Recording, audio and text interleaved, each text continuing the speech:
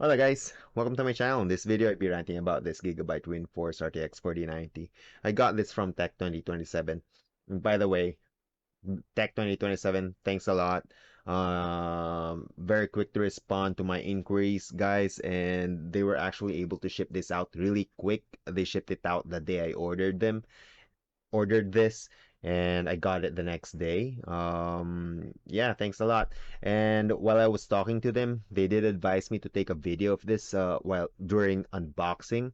Not just this box here, but the shipment package itself. If you guys are following Gamers Nexus video, YouTube, there's this one user there where he ordered an RTX 4090 and received polished steel plates instead.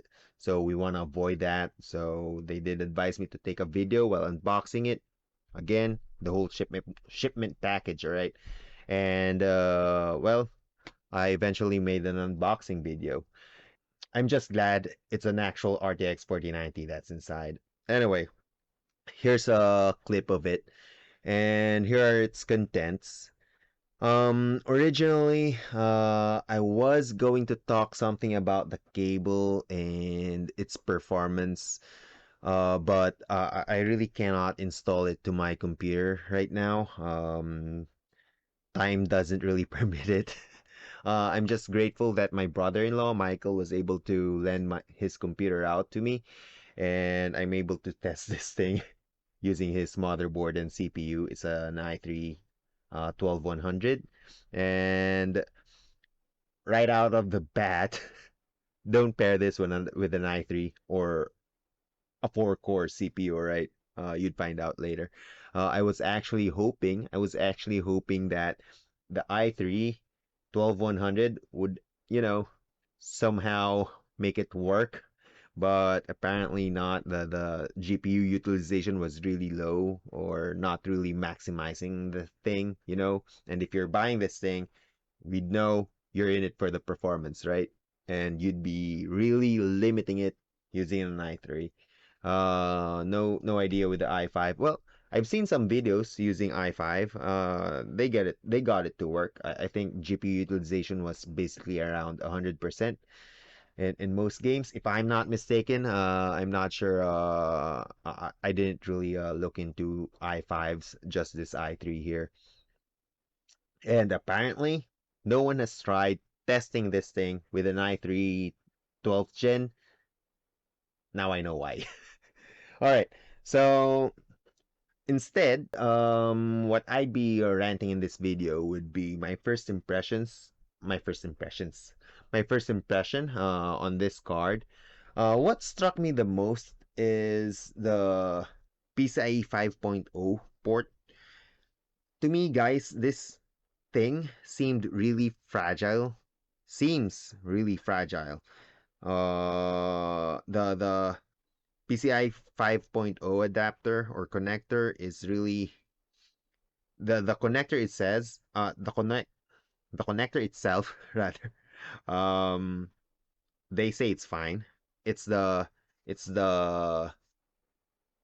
assembly here at the bottom part, or here in the the assembly here in this part here, that's causing the problems. Jesus Sense was able to discuss it better, but in my opinion, this port here is really small. If you guys could notice here in this clip, in the clip I just showed, the 8-pin port is practically as wide as this PCIe 5.0, and the PCIe 5.0 is actually a bit thinner than the PCIe 5. The PCIe 5.0 12 VH power, high power connector is actually thinner than the 8-pin PCIe port. And supposedly this thing could handle 600 watts, and these could handle 288 watts per port. Now that said, yeah, technology for the assembly of this entire connector may be good and could handle 600 watts. Well, apparently not, because some of the connectors are melting, right? But in my opinion, in the first day of its release, they could have, this plug here powers this. powers this lamp here. Yeah. And this lamp is what? 60 watts max. And in my opinion, they're using this plug to power an air conditioning unit. So anyway, that's my opinion. There's no scientific explanation behind that. It's just that again, guys, it seems really fragile. And yeah, I don't remember seeing well, most of the attention that caught everyone was the four 8-pin ports that sticks out of this one port here.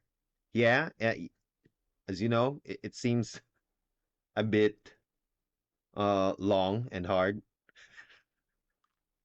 Long and hard. It's long, hard, and it's long, difficult to bend. All right. It's long and it's a bit difficult to bend because you can only bend it certain ways, right? So just watch the video.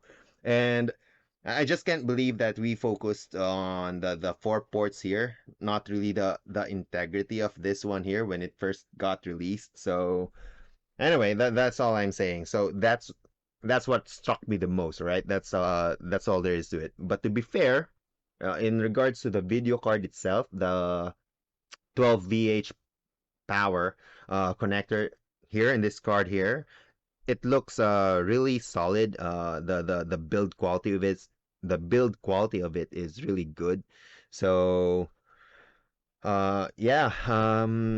Now, next one I do want to show you guys is how it performs because I really need to test this out right away. And yeah, again, thanks Michael for lending me your computer. I really need to test this thing right away. Otherwise, I'd have to return it if it has any problems, right? So I tested it with an i3 12100. At first, let me show you guys this video. Um, I ran Time Spy 3D and Port Royal, and uh, it seemed really promising. GPU utilization was hitting 100% most of the time, and I was really hoping, or I was really, uh, I was kind of, I was ready to take what I said back in my previous video where you'd get a performance hit with an i3 12100, but running Time Spy Extreme really made me doubt that because again the utilization of the GPU was 100%. And yeah, it's not until I played some games that I really noticed them. GPU utilization was somewhere around 50-60%. And yeah, so long story short, don't pair it with a i3. i5, I'm not really sure, guys. Better watch some YouTube first. But be careful. Most of the YouTube I've seen in regards to using lower spec CPU is they really just focus on the FPS, not really much on the utilization. So just keep that in mind. And yeah, and make sure that it's for an RTX 4090 because I did see an i3 12100 being paired with an RTX 3080 and that ran just fine. Basing on that video I've seen. So, but 3080 with an i3, well, it's your money. Yeah. Another thing is price tag. I mentioned in my previous video I was really eyeing on buying the Asus stuff RTX 4090, but guys, it's a lot more expensive than this one here. I bought this for like 110,000 and the ROG no Asus stuff is around 128,000. So nope. So I settled with this one. A bit expensive, yeah, but it will really depend on the person. Do I need it? My 3090 is actually quite fine, but I'm just really impressed by its performance. I just really, you know, I can't say it's peer pressure, maybe fear of missing out. I don't know. But basically, I just wanted to make a video out of this one, and that's basically it. You may have another reason, you may be skeptic on buying one. Bottom line, guys, if you're fine with your system, stick to it. Uh, anyway, there's still lots of issues in regards to this port anyway. That's why I'm really glad Sonic was able to confirm my order for the free cable that they're sending out, and I'm not expecting it to arrive until mid-November, probably. I don't know.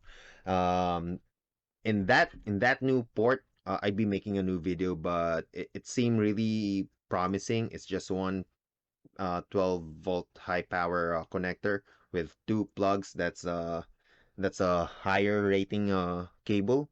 So it seems promising. We'd find out soon enough.